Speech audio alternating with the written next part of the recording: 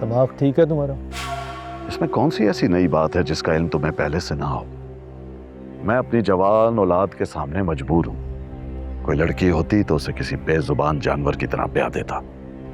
तुम्हें क्या लगता है मैं यहाँ तुम्हारे साथ बैठकर अपनी बेटी की सौतन की आमद की तैयारी करूंगा? ऐसा बिल्कुल नहीं है। अकल से काम लो, कुर्बान अकल से। इन रिवायतों में सिर्फ मैं ही नहीं, तुम भी तो जकड़े हुए हो। बेटी को कवारा बिठा के मार देने से कहीं बेहतर है कि तुम उसका निकाह उसके फूफीजाद के साथ कर दो। और तुम्हें तो मुर्ख की मर्जी के साथ कोई एतराज भी नहीं है, तो फिर क्यों उसकी ख्वाहिश को मारकर उसे बदरू बनाकर खानदान की बाकी कवारी लड़कियों के साथ भटकता हुआ देखना चाहते हो यार? जो चांद से अपने दुल्हा को बुलाते हुए बरसों से हमारी रिवायतों की कैद में बंद है। मत करो ये जुल्म, अपनी बेटी के साथ ये जुल्म मत करो। कर दो उसकी शादी।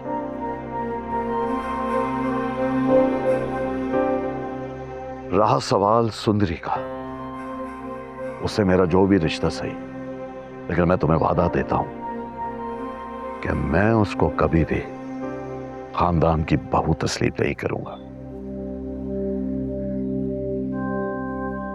बादशाह का क्या है, मर्द जात है, आखिर किसी ना किसी दिन तो थक जाएगा। वो शहर में रहेगी। देखो, ना बादशाह इंजीनियर है ना डॉक्टर, ये जिम्मेदारी तो उसका जरिया माश है। यहीं से इलेक्शन लड़के मिनिस्टर बना है, घर बसेगा, औलाद होगी, उसकी जड़ें यहीं हैं। हम सदियों से यहां आबाद।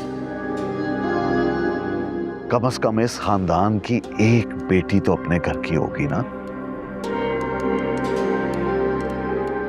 And you know I am right.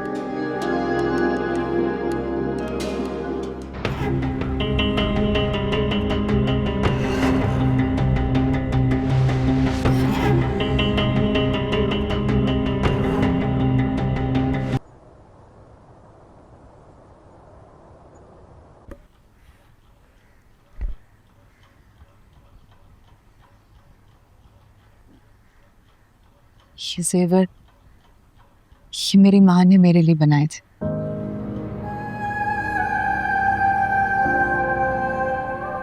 पता नहीं क्यों मुझे ख्याल आता था कि एक दिन मेरा वारिस आएगा और ये मैं उसको विरसे में दूंगी।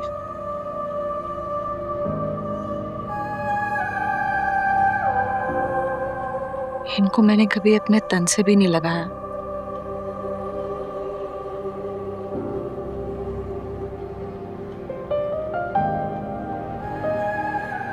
तुम बिल्कुल मेरी जवानी हो सुंदरी, मेरी तरह सिद्धि,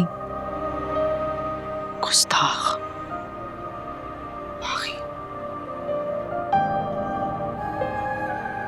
लेकिन पता है क्या, मैं एक बहुत अच्छी बीवी थी,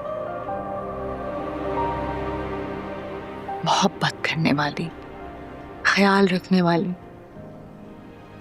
खिदमत गुज़ार।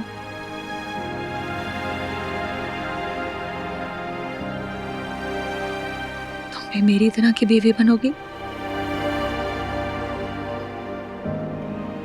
अम्मा, हमारी तकदीरें ऐसी क्यों हैं?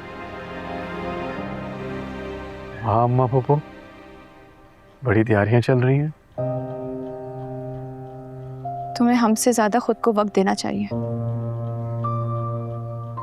आखिर को 2 शादियां जो है तुम्हारी। कुर्बान जाऊंगा इस जलन के, जिसकी झलक मैंने अभी अभी देखी है। खुशफहमी है तुम्हारी। मैंने तुम्हें कहा था ना कि बदतमीजी नहीं होनी चाहिए।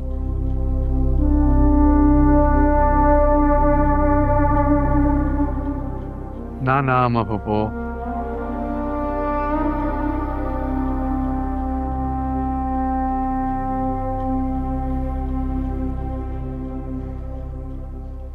यूं तो ना कहें। अच्छा लगता है मुझे अपना जिक्र इसके मुंह से, चाहे वो बुरे लफ्जों में ही क्यों ना हो।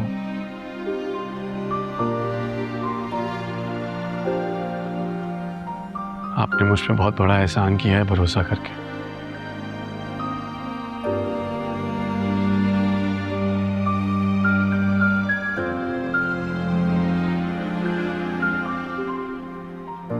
कहीं नहीं जा रही वो।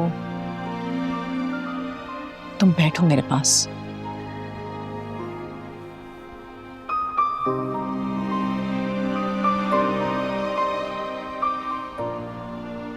हमारे ससुराल वाले राजी हो गए तुमसे? मैं उन्हें वहां मनाने नहीं गया था, सिर्फ सुंदरी के लिए अम्मा और बाबा की हामी की कीमत अदा करने गया था। क्या वो जानते हैं कि तुम दूसरी शादी का इरादा रखते हो? वो मेरा मसला नहीं है। मुझे नहीं लगता कि सुंदरी तुमसे मोहब्बत कर पाएगी। अम्मा पप्पो, औरत को अपने शौहर से बिलाखिर मोहब्बत हो ही जाती है। उन 3 लफ्जों का बड़ा असर होता है। वो 3 लफ्ज तुमने मुल्क से भी कहे थे, तो क्या इसका ये मतलब है कि तुम पे भी असर हो जाएगा? औरत के दिल की बात कर रहा हूं मैं, मर्द की नहीं।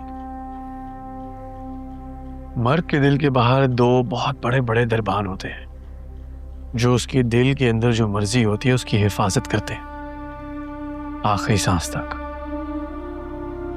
मर्जी तो औरत के दिल में भी बसती है। हाँ, लेकिन उसमें ताकत नहीं होती है अपनी मर्जी की हिफाजत करने की। इसीलिए रिश्ते आके उसकी मर्जी पर अपना हक जमाते हैं, छीन लेते हैं, कई बार मार भी दिए जाते हैं, और फिर बिलाखिर वो समझौता कर ही लेती है।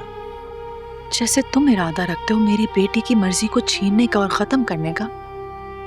अम्मा पापा, मैं सुंदरी को अपनी जिंदगी में लाना चाहता हूं। तब से, जब से मैंने उसको देखा है, और मैं जानता भी नहीं था कि वो आपकी बेटी है था।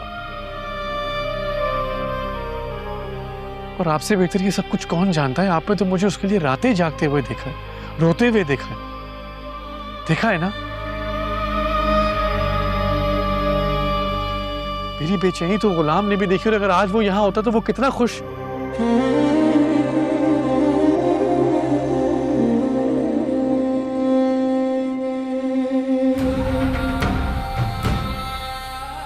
खिलौना नहीं है बादशाह, गुलाम की मोहब्बत है। तू तो क्या इस दुनिया में कोई भी मुझसे नहीं छीन सकता। सुंदरी सिर्फ और सिर्फ मेरी है। दिल टूटिया,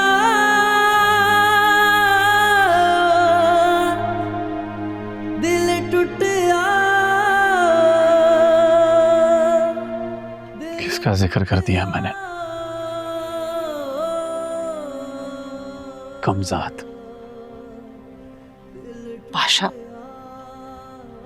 वो तुम दोनों का बाप है। लाजो के बारे में ऐसी बात कर रहे हैं जिसको उसकी मां से छीना गया था। सुंदरी सिर्फ मेरा जुनून नहीं, मेरा इंतकाम है। आशिक अली का, आपकी बर्बाद जवानी का। मेरी बर्बाद जवानी गुजर गई।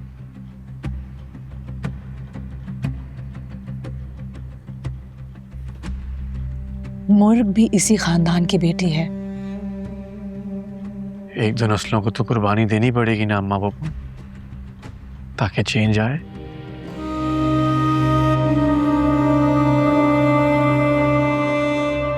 तुम मुझसे वादा कर, तुम मुर्ग को दुख नहीं दोगे। आपने जो मुझसे वादा किया है उसके बदले मैं आपसे कोई भी वादा कर सकता हूं।